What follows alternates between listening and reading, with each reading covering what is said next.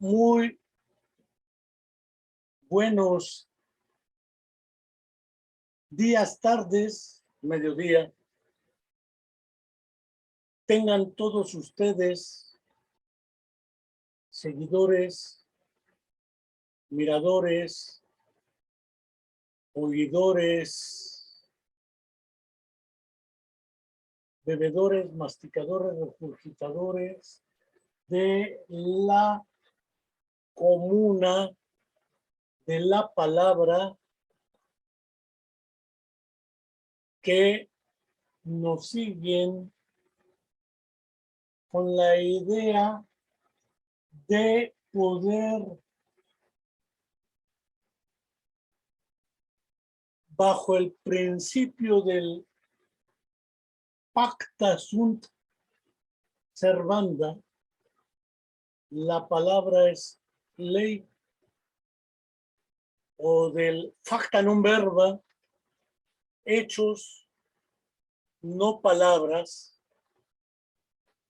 que hube comprometido con los colegas de la Facultad de Estudios Superiores de Zaragoza de la UNAM, que tuvieron a bien invitarme a impartir una conferencia cuyo título es Sistemogénesis neuromotriz y los trastornos neuromotores. Conferencia que se expuso en la Semana del Cerebro organizada por esta Facultad de Estudios Superiores de la UNAM en Zaragoza, y que por razones que desconocemos aún fue considerada por los criterios de convivencia y cordialidad de Facebook como spam. En virtud de ello, nuevamente, dado que no pudieron grabar la conferencia ni recuperarla, me permito el día de hoy exponer dicha conferencia con la finalidad de grabarla, hacérselas llegar y poder compartirla para ver qué es lo que atenta contra las buenas costumbres esta presentación.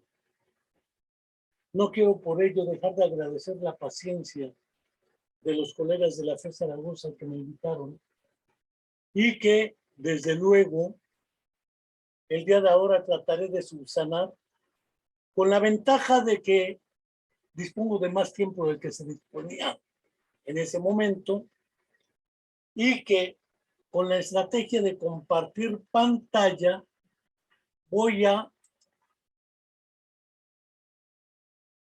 presentar la conferencia que en ese momento era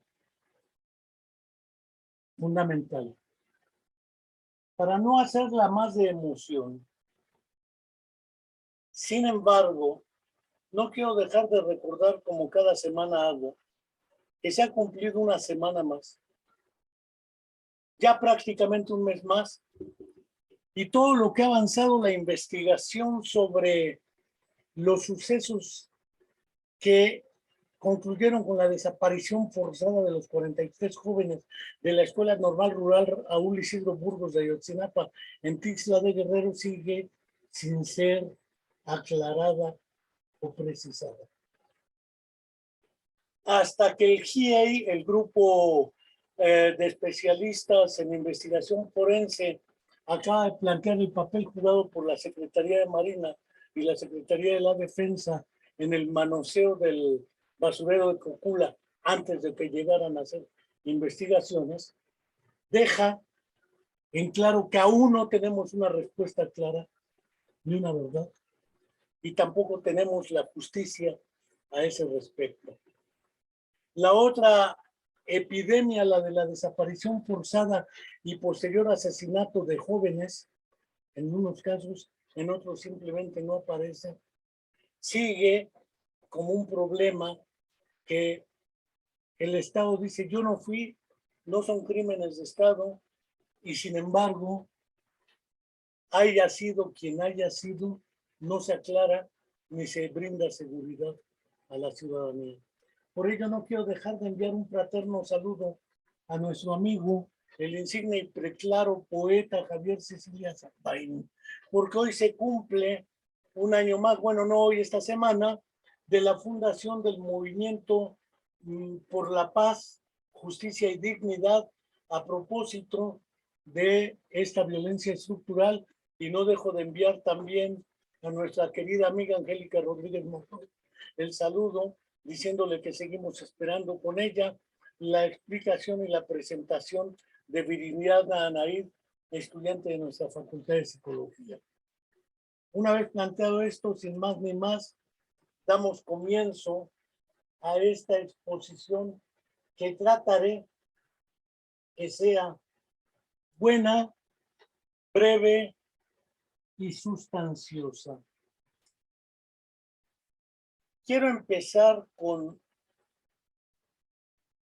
un fragmento de uno de los escritos de nuestro insigne poeta chiapaneco Jaime Sabines, que logró que muchas jóvenes y jóvenes en femenino y en masculino aprendieran de memoria nuevamente la poesía. Había sido escrito en el primer testamento del hombre. No lo desprecies porque ha de enseñarte muchas cosas. Hospédalo en tu corazón esta noche. Al amanecer ha de irse, pero no olvidarás lo que te dijo desde la dura sombra. Planteamiento del problema. Tenemos muy claro desde prácticamente muchos estudios históricos sobre los orígenes y el desarrollo de la psicología como una disciplina del conocimiento científico claramente diferenciada de la filosofía, la neurología o la psiquiatría, encuentra sus orígenes en el siglo XIX. Bástenos recordar el trabajo del buen clásico Una breve historia de la psicología experimental de Edwin Boring, que para el caso de nuestro país fue publicada por Trillas, una editorial mexicana. Casi reza de esta manera la narrativa. Corría el año de 1879 cuando en Leipzig, Alemania, un partero de nombre Wilhelm Wundt trajo al mundo la naciente psicología. No lo dice así, desde luego. No lo refiere como partero. En esa época no existían los psicólogos como profesionistas, aunque hubiese personas que intentasen comprender el fenómeno psicológico. Particularmente se hallaba en 3 o 4 campos diseminados: la filosofía, la neurología, la psiquiatría y la fisiología como ejes de análisis. Por tal razón, desde ese momento, dado que desde Augusto Comte se considera que la psicología no era una ciencia, para hacer ciencia tendría que organizarse y diferenciarse de las otras ciencias, particularmente por 2 elementos que definen a cualquier ciencia particular: su objeto de estudio y su metodología de aproximación. Si el objeto de estudio de la neurología y la psiquiatría y la psicología es el mismo, ¿para qué queremos 3 disciplinas distintas si pretenden explicar lo mismo? Pareciera ser que estaba claro. Por eso es que atribuyen estos teóricos a la fundación del primer laboratorio de psicología experimental, datado en ese año de 1879 en Leipzig, Alemania, por Wilhelm Wundt, como el nacimiento de la psicología. Y lo que la define, según esta apreciación, es el método experimental. Un poco a contracorriente, y perdóneseme la referencia, porque el nombre es ahora impronunciable. Iván Mikhailovich Sechenov, en 1862 publica un trabajo que se llama Los reflejos del cerebro. que es publicado en realidad en 1863, era uno de los considerados 4 fantásticos investigadores rusos. Otro de ellos era indudablemente el creador de la tabla periódica de los elementos, Dmitri Ivanovich Mendeleev, pero ahora creo que son impronunciables. Sechenov, en ese libro que separa en 2 partes, lo divide en 2 segmentos de análisis. El primero, que se llama los movimientos reflejos o automáticos, y el segundo que se llama orígenes y organización de los movimientos voluntarios. Aparece la categoría de voluntad y aparece otra categoría, inhibición interna, como mecanismo fisiológico que aseguraba la posibilidad del acto voluntario. No voy a meter a eso ahora. Pero algunos consideran, particularmente de lo que en su momento fue la cortina de hierro, del otro lado, que los primeros aproximaciones a fenómenos como la voluntad y la conciencia provienen de esos trabajos de Sechenov de 1862 y 1863. Dejo ahí el dato para considerar que desde ese entonces no se tiene claro qué es lo que define a la psicología, porque para Boring y sus seguidores lo que lo define es el método experimental, mientras que para quien lo define, en el caso de Sechenov y sus continuadores, es el objeto, la conciencia y la voluntad, y el método también experimental y reflexivo. Hoy, penosamente, en la búsqueda de ese objeto de estudio y esa aproximación metodológica, hoy podemos observar una clara negación de la psicología de sí misma y una abdicación de su misión para subsumirse dentro de un neologismo que más parece un eufemismo: neurociencias. ¿Qué son las neurociencias? Ahí han metido ciencias de la computación o disciplinas que tengan que ver con la computación, la cibernética, la automatización, la filosofía, la psicología, la neurología, la neuropsiquiatría, etc. Las neurociencias es un cúmulo de disciplinas que tratan de revestir de cientificidad y le agregan neuro, como antes se apostillaba, científica, psicología científica, filosofía científica, etc. Aunque Mario Bunge llegó a señalar en sentido opuesto que la filosofía no era ciencia y los filósofos también así lo han considerado. No nos vamos a meter a ese terreno. Sin embargo, ese eufemismo neurociencia es poco aclara. Hoy se habla de neurocoaching, programación neurolingüística, neuroeducación, le agrega neuro y ya todo está resuelto. De esa manera es posible apreciar un interés casi obsesivo en las escuelas de psicología contemporáneas de este lado del charco y del sur de la cortina de hierro, un interés casi obsesivo por la reducción a los conocimientos de la anatomía y la fisiología del cerebro y un profundo desconocimiento de los orígenes y el desarrollo de los procesos psicológicos superiores y su expresión dentro de las condiciones históricas y culturales que nos permiten existir y expresarnos en este mundo particular. Aparentemente en sentido opuesto, se ha pretendido erigir una psicología, entre comillas, que prescinda de la consideración tanto del cerebro como de la actividad nerviosa superior, en lucha contra esta reducción del psiquismo al cerebro. Partamos de una premisa que planteaba el psicólogo también soviético Sergei Leonidovich Rubinstein, de que quien sufre, ama, goza, llora o piensa no es el cerebro humano, sino el ser humano como totalidad. Trátese de estructuras o aparatos psíquicos, por ejemplo, en el caso del psicoanálisis, eyectados desde fuerzas intrínsecas, innatas e inconscientes, o bajo un supuesto afirmativo en sentido contrario, de una caja negra, como lo llegó a plantear Watson y Skinner y algunos de sus seguidores, que es innecesaria esa caja negra para explicar la conducta, ya no el psiquismo, como expresión de inputs y outputs que se regulan externamente al sujeto de la actividad. El sujeto de la actividad psíquica.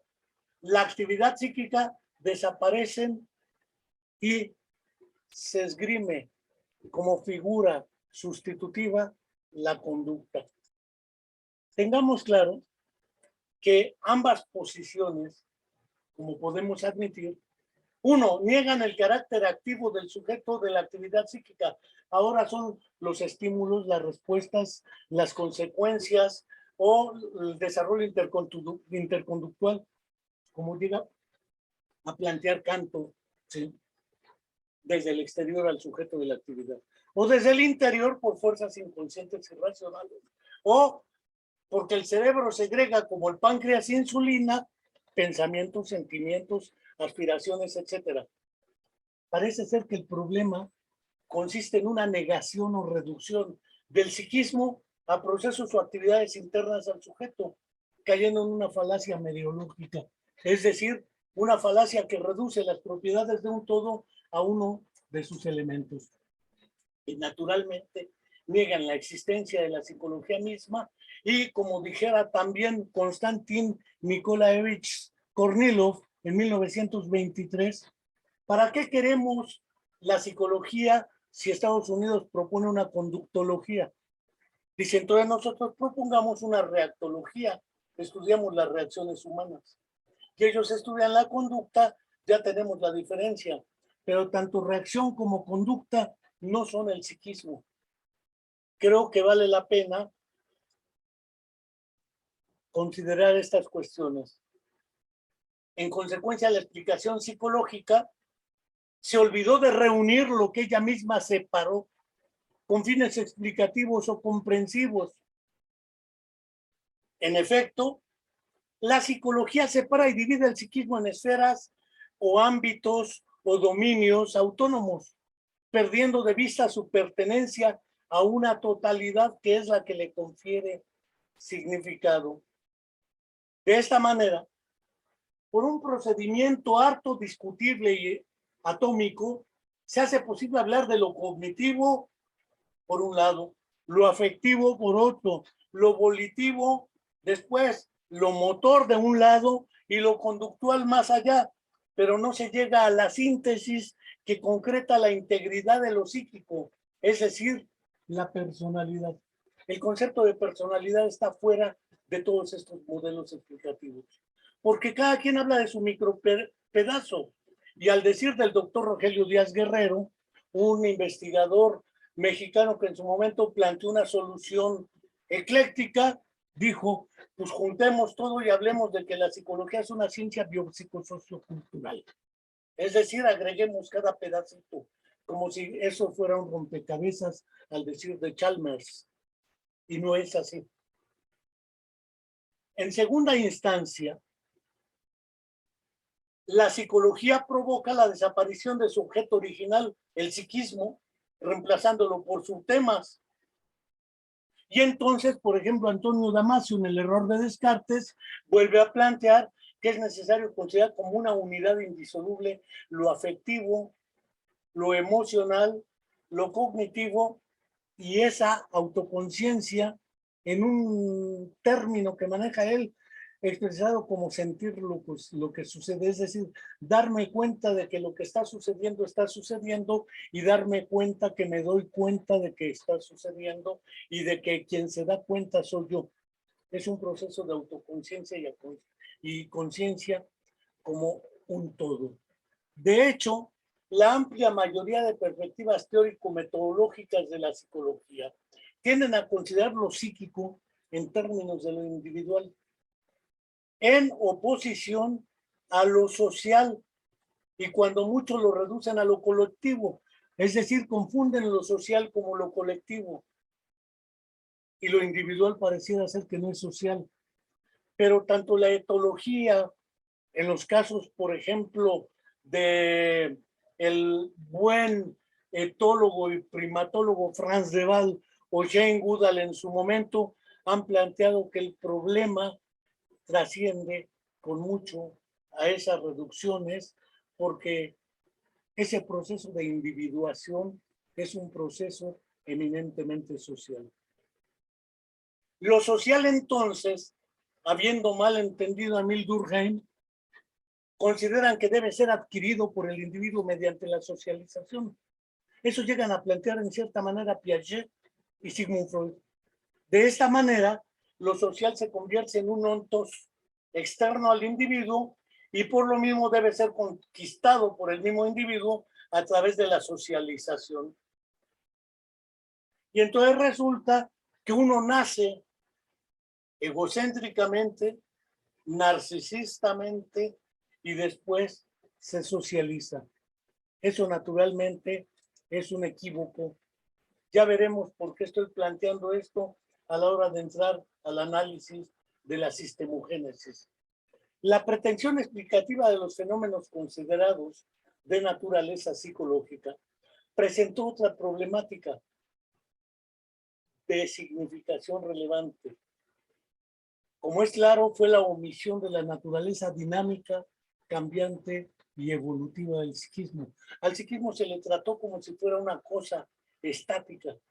Y con ello, el de la construcción de una estrategia metodológica coherente con un objeto dinámico y sistémico. Eso quedó fuera de lugar. De modo tal que se omitió y abdicó de analizar el desarrollo y deterioro de las funciones psicológicas o neuropsicológicas en el ser humano in statu nascendi, hubiera dicho Carl Müller, o hubiera dicho Julián de Ajuriaguerra, o el mismo Jean Piaget, o Henri Vallon, o Lev Semyonovich Vygotsky, desde sus orígenes, o desde su génesis. De ahí que se habla de dos aproximaciones intrincadamente relacionadas. Una aproximación genética de orígenes y una aproximación dinámica y evolutiva. Julián de Ajuriaguerra señalaba que el psiquismo solamente puede ser encarado de dos maneras: como estructura ya construida, en el caso de las personas que tienen una lesión cerebral y ya hablaban, caminaban, pensaban, escribían, y como consecuencia del daño lo pierden o se desorganiza. Esto implica que el psiquismo estaba ya estructurado para operar ante ciertas exigencias y el daño lo que provoca es esa desarticulación. Mientras que en el recién nacido y en el niño no está construido. Por lo tanto, hay que verlo o como estructura ya construida o como proceso en vías de formación. Tengamos claro que el doctor Julián de Ajuriaguerra, de origen español, vasco, se va a Bel Air, Ginebra, y allá es uno de los fundadores de la neuropsicología, influida por el psicólogo francés Henri Vallon, junto con Angel Erges, con Henri Cahen y otros neurólogos y neuropsicólogos de la época. Asimismo, y por otro lado, la unidad sistémica, dinámica y compleja del sistema nervioso central y el desarrollo neuropsíquico también fue omitida o dejada de lado. Por ello es que ante esta situación problemática tendríamos que aproximarnos bajo una perspectiva neuropsicología. Parto de la definición dada por Ajuriaguerra en 1962-63 en su libro El córtex cerebral, que lo publica con Cahen, ¿sí? El córtex cerebral o el córtex cerebral, que no tiene traducción al castellano. Dice: la neuropsicología es una rama del conocimiento psicológico.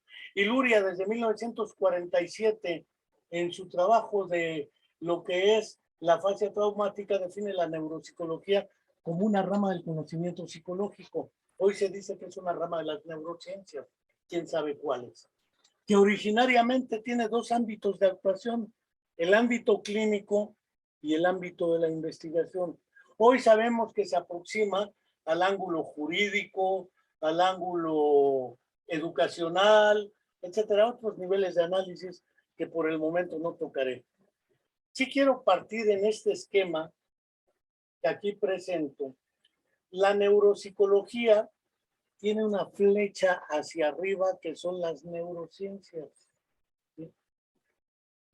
Y a su izquierda tiene como fuentes los éxitos de la neurocirugía, de pacientes que sobrevivían al daño cerebral independientemente de la etiología, y de la psicología, que permitía investigar las consecuencias psicológicas del daño, pero no solo inmediatas, sino también secundarias y terciarias, porque hay estrategias de compensación, de sustitución y de desarrollo, no solo ante el trauma, sino ante las exigencias de la vida.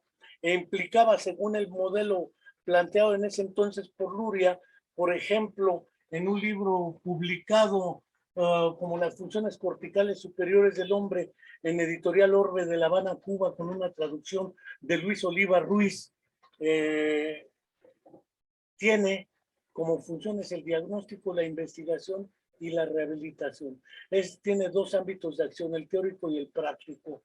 En el diagnóstico habla de dos elementos fundamentales: la cualificación del síntoma, porque hay trastornos sindromológicos o algunas alteraciones sindromológicas que tienen síntomas equivalentes, pero dentro del cuadro patognomónico no tienen la misma estructura sindrómica.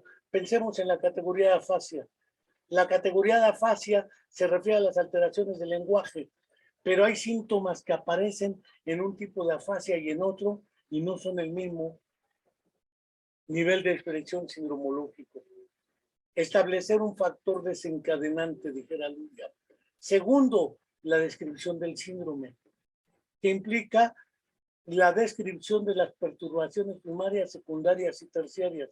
Por ejemplo, si yo pierdo la habilidad práctica y ya no puedo utilizar la mano para realizar ciertas tareas, es probable que tenga secundariamente una agrafia, una dificultad para escribir.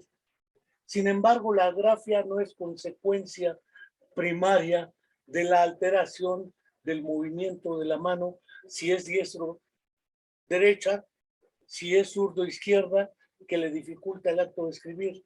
Sería un efecto secundario. No hablo de la depresión y otras consecuencias en las relaciones con la dinámica familiar. Y lo que es la rehabilitación hasta donde sea posible, la recuperación de la función desintegrada, y en la investigación el establecimiento de la estructura interna de los procesos psicológicos superiores y los cambios en su desarrollo después y antes del trauma, con el fin de determinar la organización neuropsicológica sobre la que descansa. Más tarde se hizo claro, por ejemplo, con los trabajos de Balona, Furia Guerra y otros, que hay daño neurológico y sus secuelas en niños, no solo en adultos. En consecuencia, no se podía importar el modelo de diagnóstico e intervención del adulto con el niño, porque no es lo mismo observar el psiquismo como ya estructura construida, como estructura en vías de construcción. Si el niño tiene el daño neurológico antes de haber aprendido a hablar, es probable que no tenga una afasia porque no puede perder lo que no tenía. Y lo podemos ver. Daños neurológicos en el feto, el neonato o el lactante, que implica dificultades para el desarrollo y el aprendizaje. Y esto implica entonces, siguiendo a Bluma, Bulhoff, Nassé y Garnick, la diferenciación entre dificultades para el desarrollo y aprendizaje y lo que es la disolución de procesos que ya estaban construidos. No prejuzgo ahorita el modelo de la enseñanza y la educación especial que tiene sus planteamientos aquí. Por este sentido, en el ámbito clínico, la neuropsicología tiene por objeto realizar el diagnóstico y diseñar e instrumentar programas de habilitación o rehabilitación. Es decir, tiene por objeto la investigación de las secuelas del daño cerebral en sentido psicológico en el ámbito de la clínica, en las diferentes etapas del desarrollo del ser humano. Y dos, en el ámbito de la investigación, la neuropsicología tiene por objeto investigar y construir modelos explicativos y comprensivos sobre la organización neuropsicológica y psicológica desde sus orígenes y a lo largo de su desarrollo, así como las alteraciones de las mismas como consecuencia de daños al encéfalo. Pero el propósito de esta charla era hablar de la sistemogénesis. ¿Qué es la sistemogénesis y con qué se come? Como concepción, la teoría del sistema funcional fue creada aproximadamente entre 1932 y 1933 y formulada por Piotr Kuzminovich Anokhin en 1935 en su libro Los problemas del centro y la periferia en la actividad nerviosa. De ahí lo toma Luria para elaborar su modelo de los sistemas funcionales complejos y los bloques. El término sistemogénesis, como podemos descomponer abuelo de pájaro, se integra por dos elementos, a saber el que se refiere a sistema y el que se refiere a génesis u orígenes. Desde luego que esta perspectiva es sistémica y genética y contempla ineluctablemente la idea de evolución y o desarrollo. El término sistemogénesis se refiere por ello al proceso originario del desarrollo de los sistemas funcionales complejos y dinámicos como estructuras subyacentes a la organización desde sus orígenes de los procesos psicológicos superiores, de la actividad y de la estructura de la personalidad en los seres humanos. En síntesis, la sistemogénesis hace referencia a los orígenes, desarrollo, organización, reorganización cuando ello sea necesario y procesos de relaciones inter e intrasistémicas que aseguran la organización, realización y autorregulación de la actividad.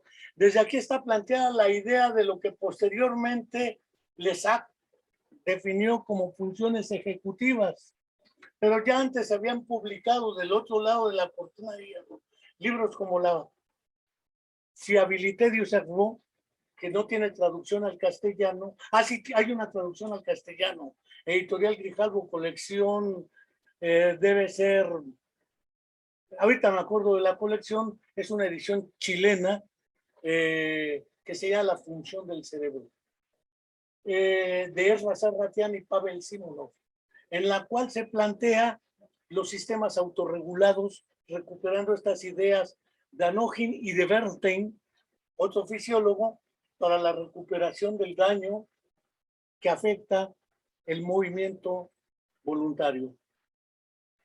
Voy a irme un poco más. El término sistema, según Anokhin, tiene un origen muy antiguo y casi no existe orientación científica en la actualidad, aquí hablamos del 35, que no la haya utilizado. Es suficiente recordar el sistema de circulación sanguínea, que desde Andreas Vesalio es conocido. El sistema digestivo, el sistema respiratorio, cardiovascular, etcétera, que hasta el momento son catalogados por algunos investigadores como expresiones del enfoque sistémico. En la mayoría de los casos, el término sistema se utiliza donde se trata de algo unido, ordenado, organizado. Pero por lo regular no se menciona el criterio por el cual los componentes han sido reunidos, organizados y ordenados. Es decir, se parte de que el sistema está ordenado y tiende al equilibrio. Pero ¿cuál es el parámetro que permite definir y comprender qué es lo que hace que eso esté ordenado así y no de otra manera? Seguimos con Piotr Kuzminovich Anokhin. Por ende, la característica más importante del enfoque sistémico es que en el trabajo de investigación no puede haber un estudio analítico de cualquier objeto particular como sistema sin la identificación exacta de ese problema particular en el sistema. Ahorita me voy a ir explicando de ello. Sigo con Anógin. El enfoque sistémico como concepción teórica bajo la denominación que después Ludwig von Bertalanffy utilizara como teoría general de los sistemas, surgió como reacción al atomismo y a los enfoques analíticos en particular que separaban cognitivo, afectivo, volitivo, motor, etcétera, y luego no sabían cómo darle la unidad a todo. Me decía un maestro de la facultad, para que tú expliques algo científicamente, ve el continuo de la realidad, una línea, le extraes el pedacito, lo analizas y después lo devuelves a la línea, como si la realidad se quedara esperando a que yo le devuelva el pedacito que le extraje para definir las relaciones funcionales entre variables independientes y dependientes. Ese pensamiento atómico fue uno de los objetivos a atacar en la teoría general de los sistemas, no solo de Ludwig von Bertalanffy, sino también de Norbert Wiener, por ejemplo, el creador de la cibernética, se dice, en 1964, que decía, los grandes problemas de la biología están ligados con los sistemas y su organización, subrayo, en el tiempo y en el espacio. No es lo mismo en un momento que en otro, y no es lo mismo en un lugar que en otro. También aquí la autoorganización o autopoiesis, al decir del biólogo chileno Humberto Maturana Romesín, podemos entender que esta noción de sistema, génesis y complejidad, sin llegar a Edgar Morin, por ejemplo, o a Rolando García, en otras explicaciones más complejas, que no digo más complicadas. Por ello decía Wiener, mis conjeturas en el dominio de la ciencia de la vida se refieren no solo a su asimilación progresiva por la física, sino también al proceso inverso, la progresiva asimilación de la física por parte de ellas. No podemos obviarlo. Planteadas ahí, entonces regresamos a Anógin. Si el enfoque sistémico es útil o no a las ciencias, dependerá de cómo individualicemos el factor sistemogénico. Ya me parezco a dos personajes que se les traba la lengua, aunque ahí metí una F en vez de una T. ¿Y de qué manera se describe su significación operacional para la formación de un sistema? Dicho de otra manera, un bebé al nacer en cualquier época histórica no tiene el sistema lingüístico estructurado en su cerebro. El sistema neurolingüístico para comprender el castellano o el portugués o el chino o el catalán o la lengua que fuere no está grabado en el cerebro. Solo en estas condiciones podemos utilizar los principios de la formación del sistema para todas las clases de fenómenos en los cuales tiene lugar la regulación y la autorregulación. Voy a partir de este sistema funcional complejo planteado por Anógin y un modelito que se me ocurrió casi fusilárselo a Anógin, pero no fue así.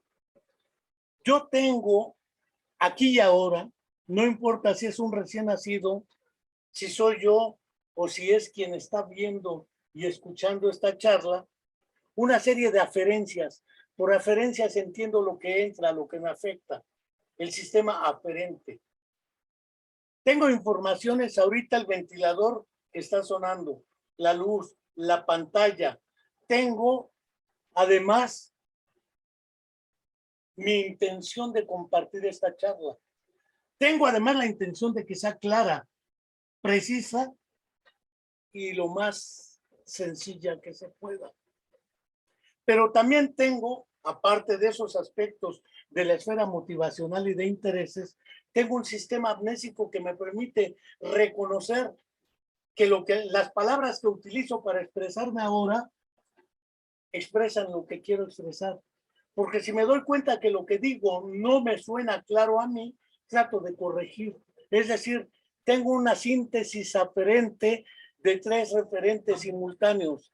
El pasado, con mi sistema de memoria que me permite reconocer toda la información que tengo, presión, temperatura, intención, veo también cuántas personas están viéndolo en vivo, la diapositiva que estoy utilizando, a eso le llamo el estímulo disparador, esta imagen. Entonces tengo una síntesis aferente entre el pretérito con la memoria, el futuro con la motivación o idea de futuro y los estímulos presentes. Con base en ellos yo tengo que tomar una serie de decisiones que me permiten definir objetivos. Objetivos que me permiten, independientemente del grado de conciencia de ello, tener un programa para la acción. Por ejemplo, tomar en este momento este objeto. Para tomarlo tengo que reconocer dónde está físicamente. Tengo que reconocer dónde estoy yo y cuál es la relación espacial con respecto a ese objeto y yo. Tengo que reconocer mi mano con la cual lo voy a realizar. Si lo utilizo con la izquierda, hago esto. Si lo utilizo con la derecha, hago esto. Debo reconocer la distancia. Debo reconocer la velocidad con la que me voy, porque si me voy a una velocidad mayor, no llego al objetivo. Es decir, tengo un programa de la acción que debe tener resultados de la acción. Antes del resultado de la acción, yo me puedo dar cuenta, porque está un proceso que se llama aferentación de retorno, que me permite evaluar si lo que estoy haciendo me permite acercarme o no al propósito de lo que hago, es decir, el acto voluntario siguiendo a Nogin. Y sobre todo a Sechenov. Ese acto voluntario se define en los propósitos y objetivos de mi actividad. La acción me tiene que llevar a un resultado y el resultado debo compararlo en función de parámetros con el propósito de la actividad. Si el resultado concuerda con la acción, lo acepto. Si no concuerda, corrijo. Es decir, este es el modelo clásico de un sistema funcional complejo, según Anogin, para explicar la autorregulación de los actos, sobre todo motores, que es lo que me interesa en esta exposición. Pero sigamos. Por ende, el concepto de sistema funcional complejo. Con este me refiero a una constelación interactiva, estructural y funcional del sistema nervioso central. Ponía el ejemplo de tomar este objeto con la mano izquierda. Necesito reconocer la posición de mi cuerpo con respecto a la posición del objeto que pretendo tomar. Esto implica información somatosensorial, es decir, de mi propio cuerpo, pero además postural. ¿Qué posición tengo con respecto al objeto? Porque si lo tengo a la espalda, tengo que realizar un movimiento giratorio para poder acercarme a él. Es decir, debo tener una coordinación ojo-mano, pero suponiendo que fuera ciego, debo tener una coordinación entre mi acto motor y la palpación para reconocer la presencia o no del objeto a ojos cerrados. Es decir, la organización espaciotemporal debe estar asegurada por un sistema vestibular, un sistema cerebeloso, un sistema visoespacial, un sistema motor, un sistema intencional. Es decir, participan diferentes estructuras y partes del sistema nervioso central para realizar una tarea. Y naturalmente del organismo como un todo, porque implica la mano. Si lo tomo en garra, tendría que ser así. Si lo tomo en pinza, tendría que ser así. Pero si el objeto fuera la cantidad de presión y fuerza que debo utilizar para tomarlo es distinta que si tomo Por lo tanto, viendo el objeto y sabiendo cuál es, debo también precisar la fuerza con la cual aprehendo el objeto, la velocidad del movimiento y la forma en que lo tomo, porque si este objeto, en vez de tener este tipo de material y este tipo de líquido, lo tuviera a 100 grados centígrados, es decir, hirviendo, la posibilidad de tomarlo tendría que ser otra. Quizá tendría que ser esta para no quemarme.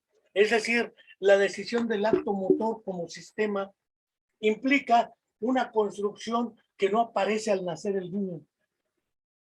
Tiene que ser construida.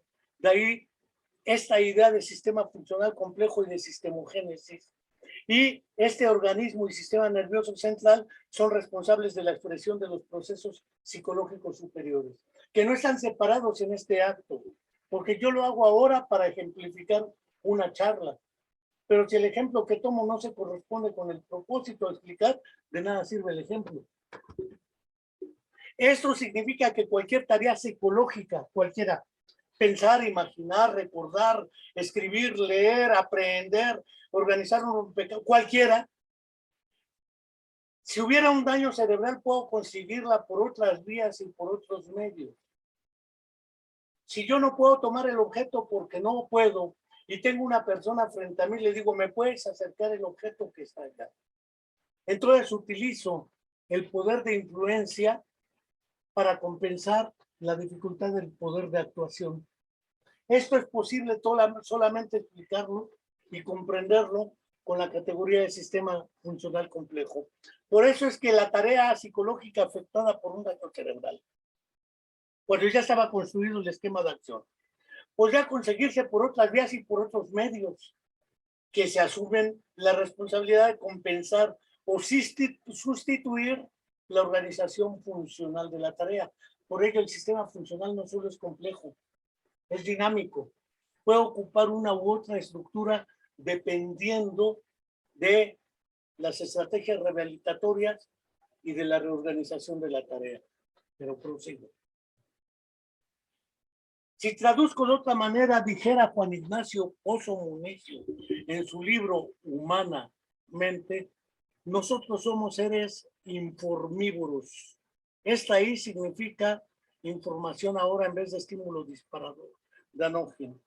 La información que ingresa a nuestro sistema cognitivo o psicológico debe ser separada entre lo conocido, lo novedoso, etcétera, lo cual implica que no hay percepción sin memoria, pero además hay intención, hay una esfera motivacional. El primer filtrado tiene que ser un primer filtrado organizado por el sistema sensoperceptivo, el sistema mnésico de memoria, el sistema motivacional, la atención y el razonamiento. Si vemos, estamos hablando de procesos psicológicos superiores que participan solamente de un filtrado de la información para organizarla en un sistema que permita tomar decisiones a partir del razonamiento, que implica, siguiendo a Rubinstein, un proceso doblemente dual: análisis y síntesis de la información y abstracción y generalización, porque es evidente que yo no trabajo en mi cabeza metiendo objetos físicamente en ella. Yo no meto este objeto en mi cabeza porque, para empezar, claro, para seguir el acto de meterlo me provocaría la muerte, y suponiendo que viviera o sobreviviera al hecho, quién sabe cómo sobreviviría.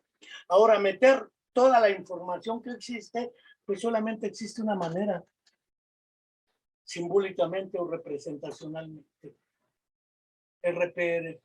Yo trabajo un proceso analítico, sintético y de abstracción y de generalización con base en representaciones que pueden ser análogas, muy parecidas a este objeto, o que pueden ser digitales con un concepto, el concepto botella de agua que purifica en esta era COVID, o la memoria externa para una computadora, o la servilleta para secar un poco el sudor.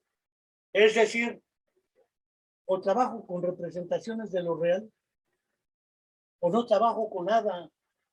Y la representación es evidente que existe, aunque algunos no consideran que exista. De modo tal que este análisis y síntesis me va a demandar solución de problemas a través de una serie de tendencias determinantes. Yo tiendo a enfrentar con ciertos elementos ciertas demandas del entorno. Esto me permite realizar la acción que forma parte de la representación también, y de los resultados de la acción que forman parte de la representación, que además participan en ello la sensopercepción, la memoria. Es decir, es un sistema complejo, intersistémicamente, porque son varios sistemas, el sistema sensoperceptivo, el sistema de memoria, el sistema motivacional, de atención y del razonamiento, del pensamiento, dijeran otros, y como subsistemas forman parte de un gran sistema que es el del sistema funcional complejo para la acción. Prosigo. Jean Piaget y antes Kelly y Mark Baldwin hablan del proceso evolutivo a través de la construcción de esquemas de acción. ¿Qué son los esquemas de acción a diferencia de los sistemas funcionales complejos? Un esquema de acción, para empezar, no es una estructura material, en el sentido físico o anatómico, ni la representación. Hablemos de la categoría de recuerdo. ¿Qué es un recuerdo? Para algunos es un impulso nervioso, o es actividad eléctrica cerebral o neuroquímica, etcétera. Pero probablemente sea más que ello o diferente a ello. No son estructuras materiales en el sentido físico o anatómico, sino que más bien son patrones de comportamiento que descansan sobre la construcción de sistemas funcionales complejos y dinámicos. Luria, 1974, en la edición española del Cerebro en Acción.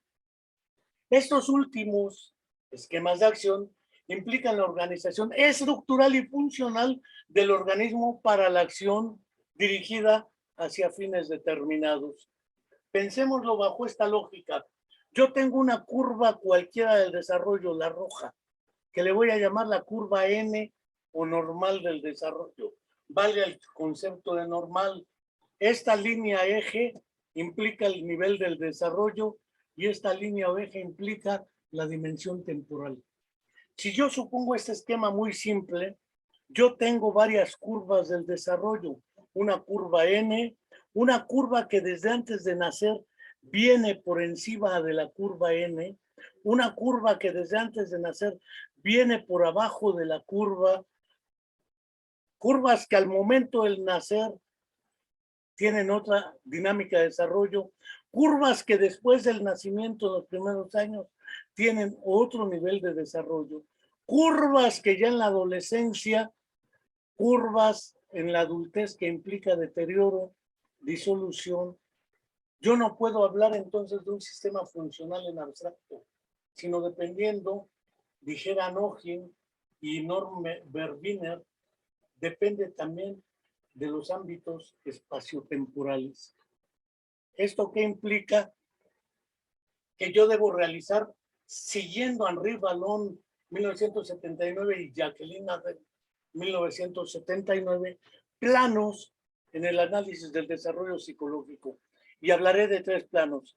El plano de la organización anatomofisiológica, el plano de la organización de las funciones y el plano de la organización de las actividades o tareas. Un esquema clásico de la organización neuromotriz implica en la parte superior un sistema nervioso central, en la parte externa o periférica, extremidades, órganos y demás, y una serie de vías que conectan lo uno con lo otro. ¿Qué quiero decir con esto? Que si nosotros somos claros, el desarrollo va a ir en una progresión cérvico-caudal y próximo-distal. Esto ahorita lo explicamos. ¿De qué hablo cuando hablo del movimiento o de un sistema neuromotriz? Hablo de tres fenómenos. El tono muscular, que investigaron muy claramente Henri Vallon, René Sassot, Julián Dajuriaga.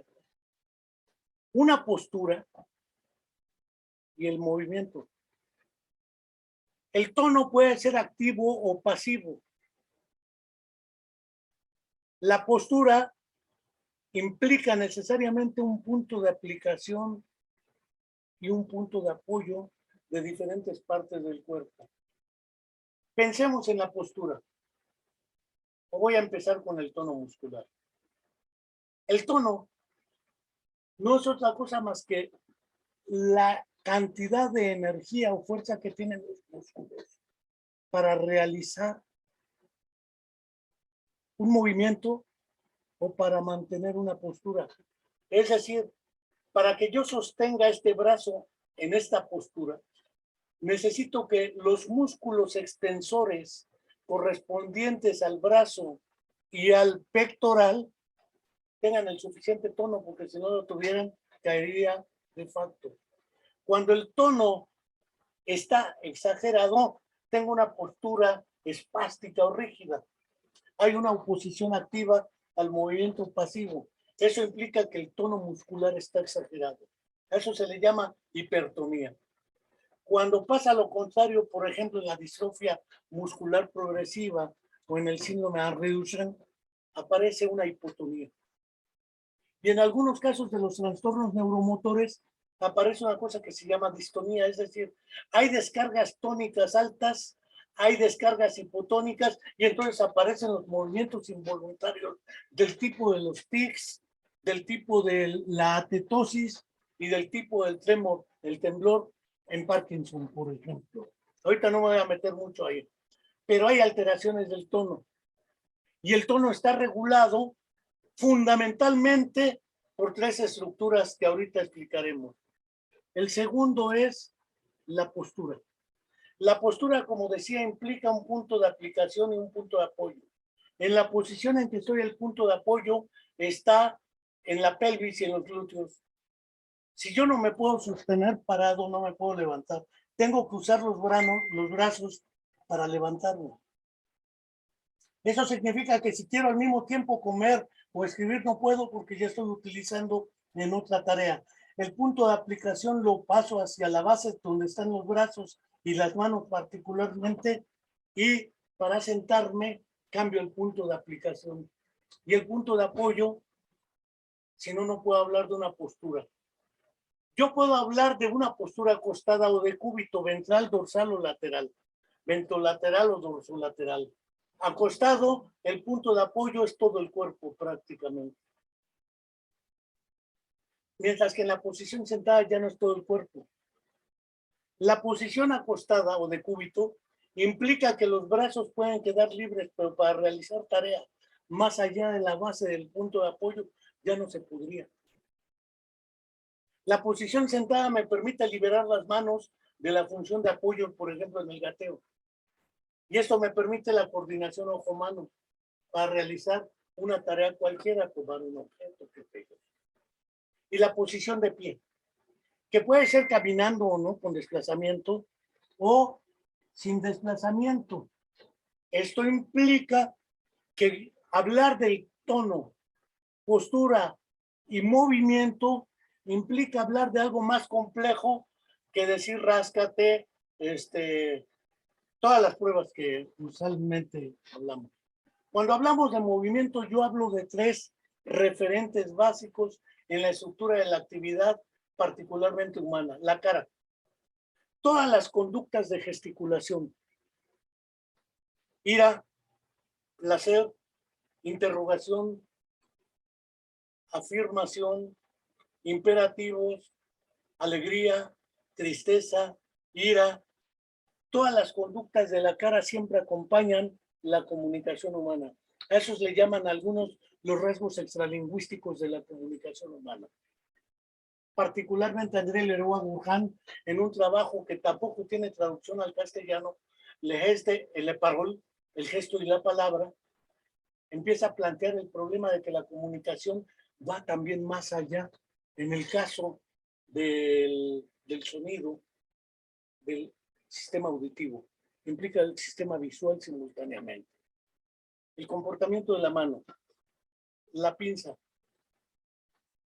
la cuenca para contener aquí líquido, untárselo, el puño, que quizá algunos filósofos y etólogos hablaban, por ejemplo, de una posibilidad relación entre la conducta de puño y la de propiedad. Lo que cabe aquí dentro está en mis manos. Y como ni la mujer más bella, ni el objeto más caro cabe en la mano, sin que la abra, nada nos pertenece que no sea temporal y efímero. Hasta la poesía puede venir de ahí. El grasping, que es el agarrar en forma de garra, eso lo hacen muchos muchachos con parálisis cerebral y muchas personas que tienen como efecto secundario de un EBC, una hemiplegia, tienen un movimiento que se llama en tijera hacia adentro y movimiento en pinza, es decir, cierran, van del exterior al interior. Al caminar uno lo ve, va con la pierna y hace esto. Este grasping, pinza, cuenca y puño son 4 comportamientos de la mano clásicos en todas las conductas de aprehensión. Comer, leer, escribir, realizar cualquier herramienta, uso de martillo, desarmador, etcétera, lápiz, tinta, pluma, computadora, etcétera, implica el uso de las manos. Y naturalmente, las conductas de aprehensión, palpación, implica la posibilidad de la construcción durante la actividad de nociones tales como el objeto y propiedades del objeto: áspero, suave, rugoso, liso, caliente, frío, agradable, desagradable, ligero, pesado, grande, chiquito, etcétera, no solo visualmente, sino acompañados del acto de las conductas de aprehensión, rodeo y palpación. El espacio, qué tanta distancia hay entre el objeto y yo. El cuerpo, la imagen y la conciencia corporal, que no son lo mismo. No es lo mismo dibujar el cuerpo que reconocerlo como uno. El fenómeno más clásico es, he visto 2, el miembro fantasma amputado, la persona tiene conciencia de que no tiene la pierna, pero la sigue sintiendo. Esto implica que se armó un esquema corporal en el nivel neuropsicológico, el cual el cerebro se sigue comportando como si tuviera el cuerpo completo, pero a la hora de dibujar la persona, le digo, dibújate a ti misma, se dibuja sin la pierna que le amputaron.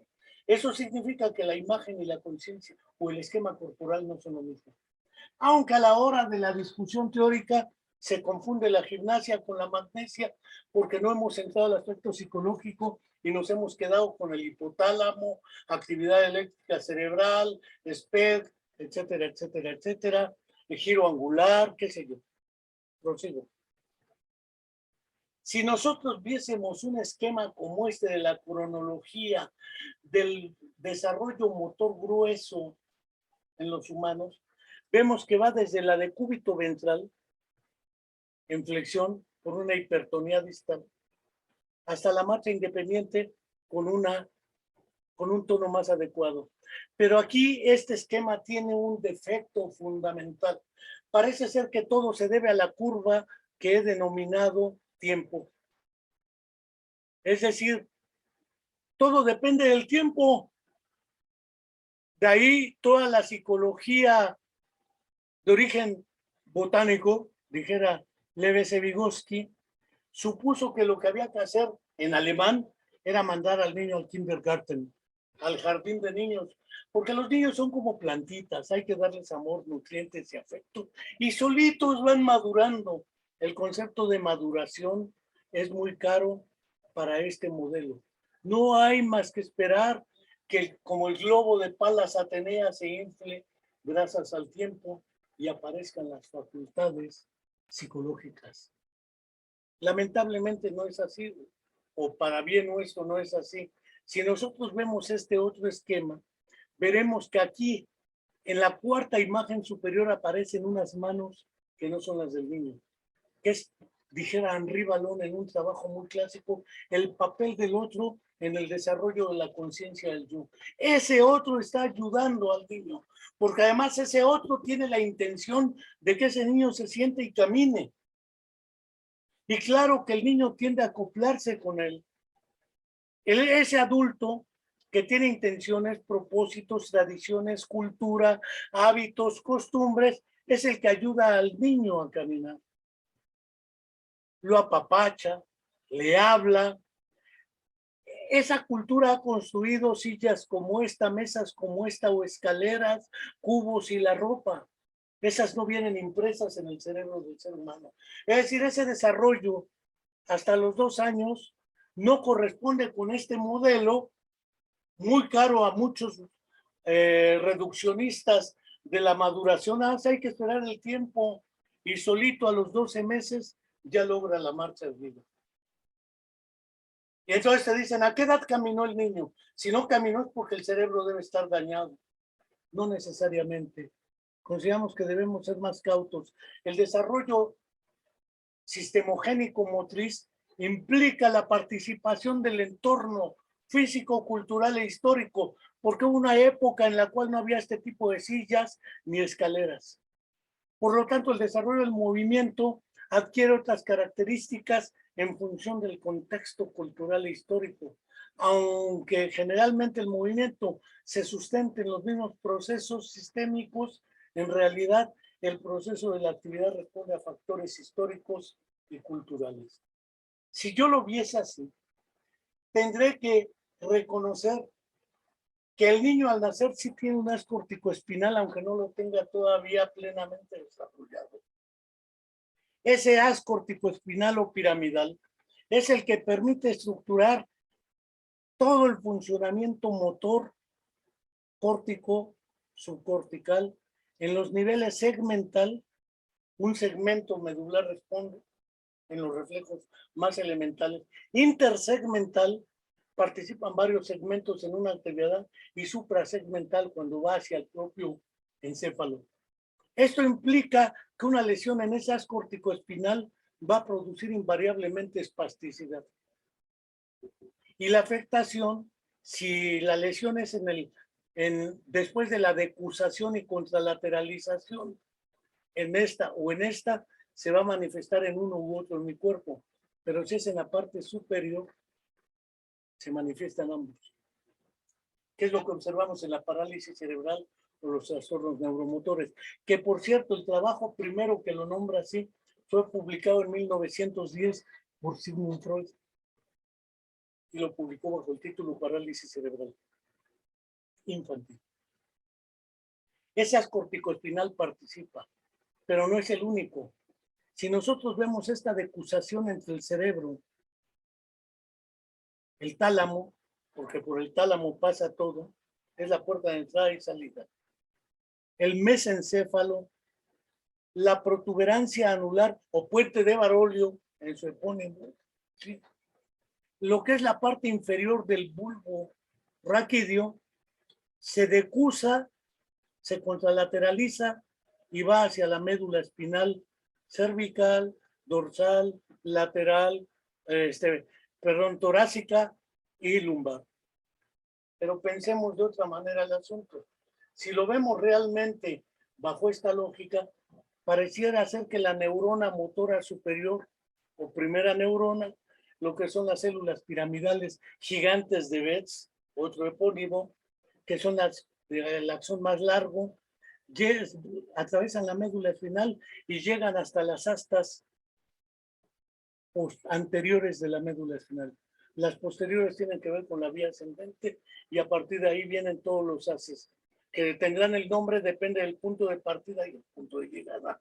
Si es descendente será corticoespinal, rubroespinal, tectoespinal, cerebelosoespinal, etcétera. Y si es ascendente, irá espinotalámico, espinobulbar, etcétera. Creo que eso somos más expertos porque le hemos dado mucha fuerza a esto, pero todo lo anterior a esto no lo hemos explicado. Pero pensemos que también tenemos el segundo par craneal, que es el óptico, el tercer, cuarto y sexto par craneal, que son los motores oculares que permiten los movimientos de los ojos, sin los cuales no tendría una percepción adecuada de la realidad. El quinto par craneal, que tiene que ver con el trigémino, encías, parte de los maceteros, pterigoideos y parte de la lengua, que implica acto motor y sensitivo. El séptimo facial, que tiene que ver con todos los movimientos de la cara, conductas de gesticulación, etcétera. Por eso es que en la parte de la parálisis cerebral aparecen movimientos de la cara extraños. Cuando llega es extraña. Pero también está el glosofaringio, que tiene que ver con la estructura de la lengua, la faringe y la laringe, con la deglución, respiración y el acto de habla, cuerdas vocales. El vago neumogástrico, que inerva, como su nombre lo dice, es el más vago de los nervios, se va a toda la estructura torácica, corazón, pulmones, diafragma, estómago, intestino, y llegan a presentar problemas hasta de digestión. Aparte del vago está el espinal o accesorio, que es el 11, que tiene que ver con los músculos recto o trapecio y esternocleidomastoideo, que tiene que ver con los movimientos del cuello y los hombros. Por eso las personas que tienen parálisis cerebral tienen una serie de movimientos extraños. Si le seguimos, todas las imágenes se las debo a Netter, que además no son fotografías, son pinturas. La corteza cerebral de las vías eferentes son las que salen, las que efectúa el sistema. Y si vemos, entonces ya no son solamente la que va en verde, también serían las del tallo cerebral, ¿sí? Y también serían las del occipital, porque si no, ¿dónde dirijo el movimiento? Esto implica que lo que yo considero un sistema, el sistema visual, tiene que ver con el sistema motor y con el sistema subcortical. Si lo vemos así, veremos que el cerebelo también participa de conductas o comportamientos como el equilibrio, el comportamiento de equilibración, la somestesia y algunas cosas que tienen que ver con lo que se llama la dinámica del acto motor o la sinergia. Y aparecen fenómenos como la sinergia, la torpeza del movimiento, caminan como si estuvieran ebrios, etcétera. Todo este tipo de zonas son las que se afectan cuando se produce el daño cerebral al nacimiento, y si afecta el tallo cerebral, producirá una parálisis cerebral distinta que se afecta sobre las corticoespinal, o si solo afecta el cerebeloso. Esto implicaría reconocer que hay varias vías corticales, subcorticales y cerebelosas que tienen que ver con el movimiento. Pensemos también las límbicas, las reacciones emocionales, límbico-mesencefálicas, ¿sí? Tienen que ver con la estructura del movimiento. Podemos pensar también las estructuras del tallo cerebral a través de los núcleos del tallo cerebral. Los núcleos de los pares craneales, núcleo caudado, putamen, cápsula interna, cápsula externa, locus niger, núcleo rojo, etc. Creo que anatomía, eso se lo debo a que di clase de anatomía hace muchos años. Pero esto implica reconocer que hay en la organización neuropsicológica de la actividad motriz relaciones intracerebrales y extracerebrales que forman parte de la organización del sistema neuromotriz o de su sistemogénesis. Vemos relaciones de frontal a occipital, a parietal, a temporal, a occipital y naturalmente hasta lo que sería la ínsula. Pero pensemos otra dinámica, los fascículos occipitofrontal superior, longitudinal superior, occipitofrontal inferior y fascículo unciforme. Si vemos entonces, el cerebro no es como pensaba Chalmers, un rompecabezas que hay que ir armando.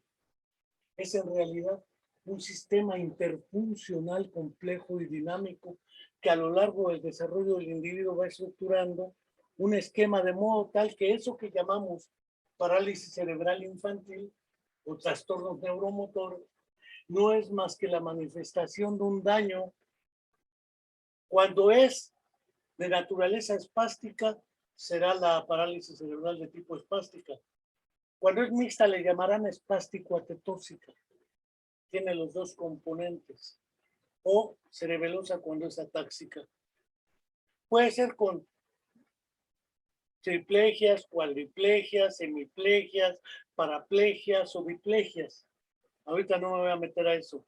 Lo que quiero decir, porque ya llevo 1 hora y 15 minutos, es que si vemos la organización de o sistemogénesis neuromotriz, con mucho es más compleja, dinámica que lo que pensamos si lo sostenemos neuropsicológicamente. Y naturalmente, esta charla que ahora hemos grabado aquí y que hemos transmitido en vivo ha tenido el propósito explícito de recuperar, en parte porque ahora me fui más allá, me eché como 20 minutos más de exposición de lo que intenté exponer en la Facultad de Estudios Superiores de Zaragoza en su Semana del Cerebro. Y como ustedes podrán constatar, queridos seguidores, oidores, miradores de la Comuna de la Palabra, no veo en qué afecte la moral y la convivencia humana esta exposición. Es la que tuve y la que, bajo los criterios de Facebook, fue censurada para la FES porque rompía con los parámetros. Creo yo que su sistema algorítmico merece una revisión y quien decide que debe ser un sistema algorítmico y una máquina, que se debe censurar o no, debe ser revisado con cuidado, porque humildemente considero que esto expuesto sí es una explicación fundada científicamente y no merece ser censurada o vituperada por razones que desconocemos. No dejo de reiterar también la invitación a seguirse suscribiendo y promoviendo la suscripción a nuestro canal de YouTube de la Comuna de la Palabra, a nuestro canal de Spotify de la Comuna de la Palabra, y desde luego porque el 1 de mayo, Día Internacional de los Trabajadores, cumpliremos 4 años como Comuna de la Palabra y tendremos una actividad correspondiente. Finalmente, para nuestros seguidores asiduos, por ejemplo, Mendoza Euro, Elizabeth Mulato, que nos ha seguido en toditas, con que nos manden un breve, en corto, una dirección, les regalaremos 2 libros de mi autoría. Uno se llama Temas Selectos de Psicología y Neuropsicología 2022 y otro se llama Historias de Vida. Mándenos su dirección y ya vemos cómo se los hacemos llegar. Por lo demás, muchas gracias y hasta la próxima.